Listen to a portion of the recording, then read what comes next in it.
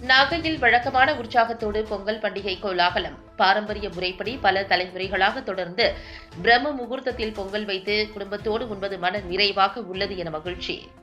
தமிழர்களின் பாரம்பரிய பண்டிகைகளில் ஒன்றான பொங்கல் விழாவினை முன்னிட்டு நாகையில் பல தலைமுறைகளாக தொடரும் பிரம்ம முகூர்த்தத்தில் பொங்கல் வைக்கும் நிகழ்வு இன்றளவும் தொன்று தொட்டு தொடர்ந்து நடைபெற்று வருகிறது.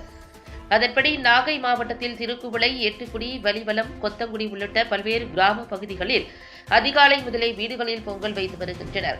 வீட்டு வாசலில் இனிய பொங்கல் நல்வாழ்த்துக்கள் என்ற வசனத்தோடு வண்ண கோலமிட்டும் பொங்கல் பண்டிகை கொண்டாட்டத்தில் ஈடுபட்டு வருகின்றனர். மேலும் அந்நடுப்பில் புது பானை வைத்து அக்னி பகவானை வழிபட்டு சிறப்பு பிரார்த்தனைக்கு பின்னர் பொங்கல் வைத்தனர். பச்சரிசியுடன் வெல்லம் சேர்த்து வழக்கமான உற்சாகத்தோடு பாரம்பரிய முறைப்படி பொங்கல் வைத்து அதனை கதிரவனுக்கு படையல் இட்டு வழிபாடு மேற்கொண்டனர்.